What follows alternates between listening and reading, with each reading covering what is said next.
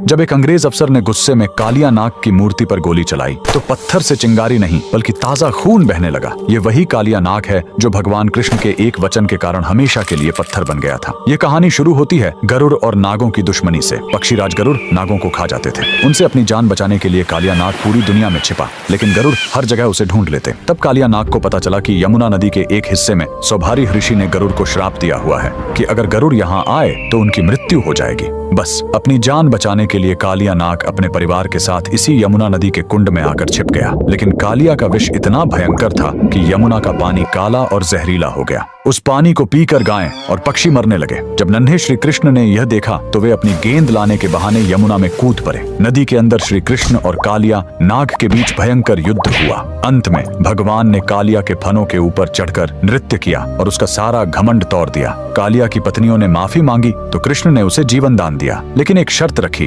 तुम्हें अभी इसी वक्त यमुना छोड़कर वापस समुद्र में जाना होगा। जाते समय भगवान ने उसे एक चेतावनी दी, जाते समय पीछे मुड़कर मत देखना, वरना जहाँ देखोगे वहीं पत्थर के हो जाओगे। कालिया नाग अपने परिवार के साथ निकल पड़ा, लेकिन जैसे ही वह ब्रज की सीमा पर स्थित जैत गांव के पास पहुंचा, उसके मन में एक बार फिर वृंदावन को देखने का मोह जाग उठा। उसने सोचा एक आखिरी बार देख लूं, और जैसे ही उसने पीछे मुड़कर देखा, श्री कृष्ण के वचन अनुसार वह तुरंत वहीं पत्थर की मूर्ति में बदल गया। कहा जाता है कि उसकी पूंछ आज भी जैत गांव के जमीन के नीचे से लेकर वृंदावन तक फैली हुई है। सदियों बाद जब भारत में अंग्रेजों का राज्य आया तो उन्हें इस कहानी पर विश्वास नहीं हुआ। सच्चाई जानने के लिए एक अंग्रेज अफसर ने मूर्ति के आसपास खुदाई शुरू करवाई, लेकिन खुदाई का कोई अंत ही नहीं मिल रहा था। झल्लाहट और गुस्से में आकर उस अफसर ने अपनी बंदूक निकाली और कालिया नाग की पत्थर की मूर्ति पर गोली चला दी। तभी पत्थर के उस घाव से खून की धारा फूट पड़ी। ये चमत्कार देखकर अंग्रेजों की रूह कांप गई और वे वहां से दुम दबाकर भाग खड़े हुए। आज भी जैत गांव में वह मूर्ति मौजूद है। कमेंट्स में जय श्री कृष्णा जरूर लिखें।